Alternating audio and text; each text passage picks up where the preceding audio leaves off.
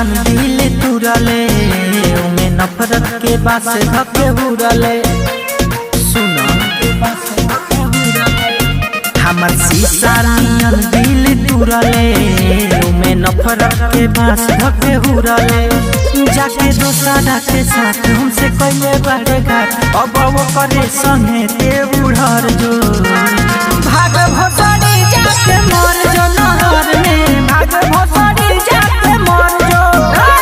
भाग भोसड़ी जाके मर जो नहर में भाग भोसड़ी जाके मर जो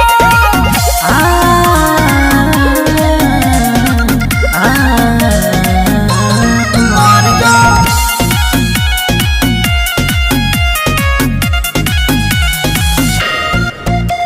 तोरा बिना जिलेम फटल दिलवा सिलेम ए दुनिया में माले के कमी न बा रहता नि जागल भइल बानी पागल गम छोड़ला के तोहरा तो तनी न बा तोरा बिना जिलेम फटल दिलवा सिलेम ए दुनिया में माले के कमी न बा रहता नि जागल भइल बानी पागल गम छोड़ला के तोहरा तो तनी न बा तनी न बा हमारो के कहता दिलवा धोखा देले बारे ते तो सिलवा रोज पीही सिगरेट हम हो के पगलेट सुनबे बफारे दिल से निकल जो भाग भोसड़ी जाके मर जो नहर में भाग भोसड़ी जाके मर जो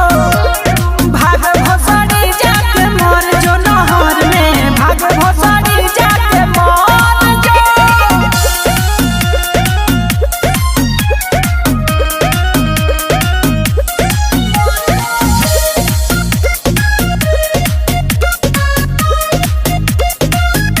सारा गम भुला दम आजी के देखा दम चाहे दिल सीना से निकाले पड़ी खाइल तोर कसम रे रहे उ भरम रे करब नाही माफ तोरा पाप पड़ी सारा गम भुला दम आजी के देखा दम चाहे दिल सीना से निकाले पड़ी खाइल तोर कसम रे रहे उ भरम रे करब नाही माफ तोरा पाप पड़ी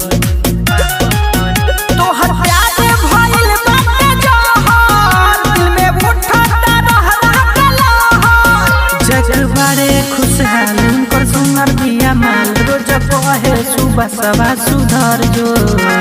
भाग भोसड़ी जाके मर जो नहर में भाग भोसड़ी